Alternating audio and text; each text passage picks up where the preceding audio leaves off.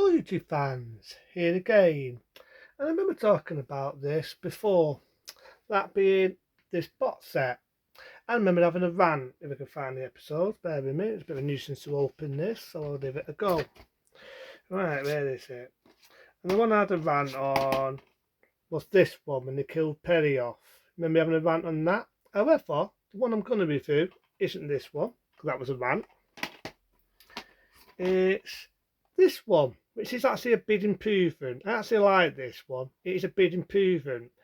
This is where they bring this assistant here, who comes into it as his new assistant, played by Bonnie Lamford, and playing a character called Mel.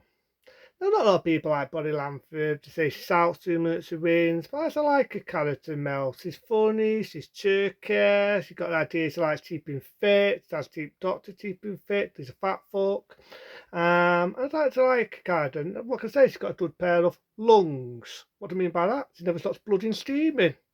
But I like this one. Yes, I remember these aliens here, and yes, for one thinks very dirty thoughts, it does look like a woman's, I won't say, and it does look like a dick. It does look like a vagina, or it looks like a fucking dick. It's not me talking dirty, even they admitted this on this show, in this episode. So I actually like this one. What's it called now? Terror of the Falcons. There it is there, right in front of you. And I actually don't mind Bonnie Lamford. This actually has a Bonder in it, being Anna Batman, which was very surprising for her to be in a role of Doctor Who, but definitely shows the science. And this was the almost up to the last one of the tile of the Time Lords. So I don't mind this one. Don't mind it for what it is. I mean, it's more like a murder mystery. If you ever remember the Murder at the Express, it's like that, but like a futuristic bit. My only issue is, he's on the tile in this, right, and he mentions about going into the future, but his tile was on life. So therefore then, he mustn't have got killed. Think about it, he's got a tile, right, and it's a tile of the Time Lords, on this box set here, and he says, Joey Bacon, what about in the future? So he's never met Mel there, right, and he says going to the future. Therefore, he mustn't have got killed. He mustn't have been hung or whatever the sacrifice they're going to kill him with, right? Therefore, how did he get into the future? Anyone who's a Doctor Who fan, explain that to me. How the fuck did he go into the future in this, right? Because I'm fucking curious on that one. It's ultimate mindfuck. I'm curious. But I don't mind it what it is. Like I say, good idea that Joey Baker was putting Ray on. And you got the idea she's being a fitness person. And I like the idea on the spaceship. I like them weird aliens. And I like that big pod thing. And yes, when they was making this, they went mad because they were trying to make toy figures of it, and it does look dirty. It does look either like a vagina or a penis. Not talking dirty. That's what it looks like. That's what it looks like.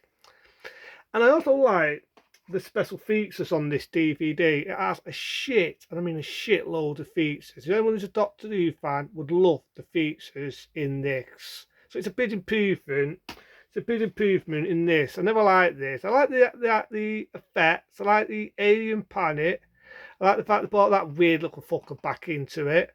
And I like the way they did it. No CGI, I may add. And the way they made the alien planet, like I say. I like some of the ideas in it. It's just the fact they kill her off. And the way they kill her off, I thought was pretty shitty. And it also makes Joey Bacon look like an arsehole. But in this one, the only character, they do a bit of personality. There's a bit where he pulls out flowers, and as you can tell, he's eccentricness in this. Because Doctor Who, in my eyes, always was an eccentric character. And the bit I do like is the special features. Shooting with a laser gun, because there's a bit where Joey Bacon talks about the ideas to carry on with Doctor Who in 1985. And if anyone was around in that era, without me showing my age, there was a news report where the news said that Doctor Who is not going to air. It's going to air next year, being 1986. And it's sad because Tom Bacon actually said there were ideas for a two-parter in all these episodes, because BBC, what the BBC were, a bunch of fucking dickheads, and I'll say that again, a bunch of dickheads, didn't want Doctor Who because it weren't like Star Wars. This was one of the excuses they said.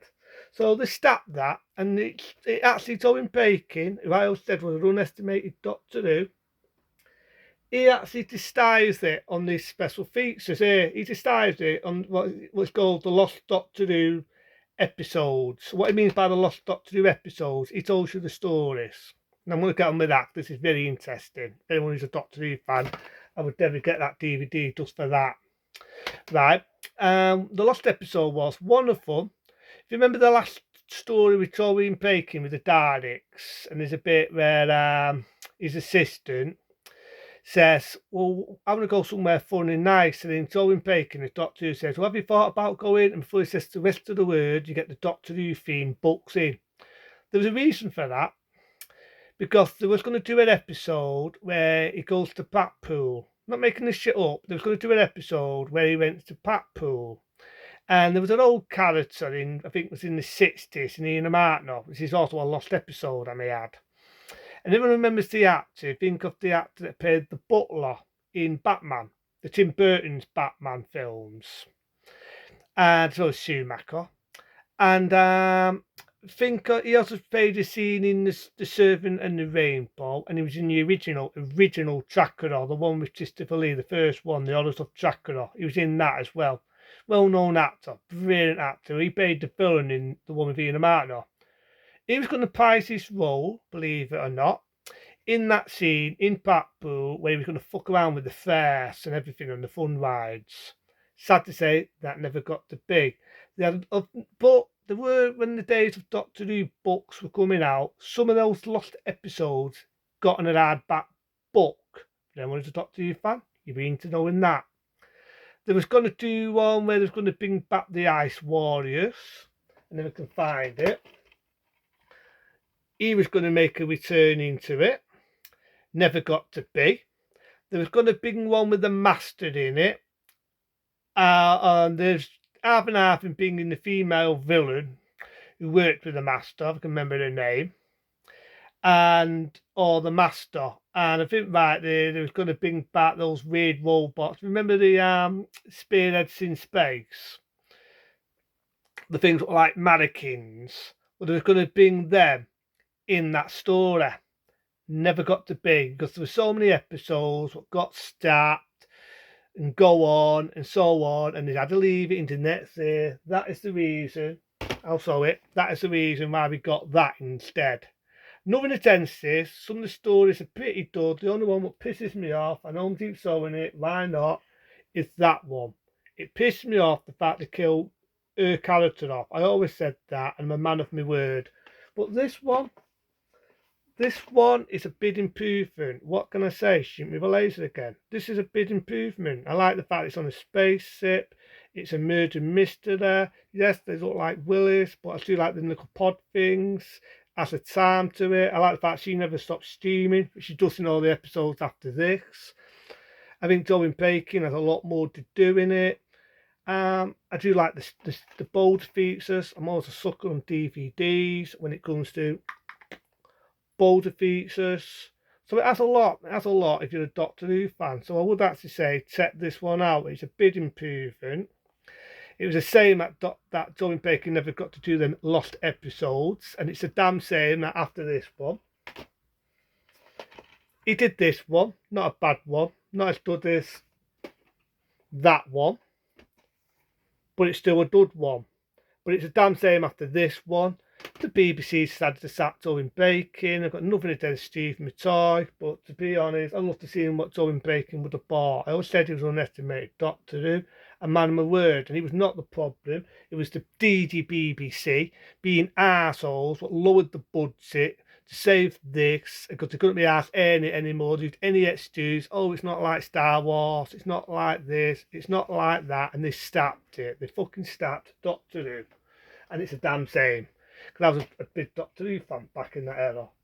But this episode, however, I'll say it again, it's a damn good episode. Check it out if you can ever get the box set. I actually like this one that much. A 5-star rating for me. But until then, be smart, be safe. See you later.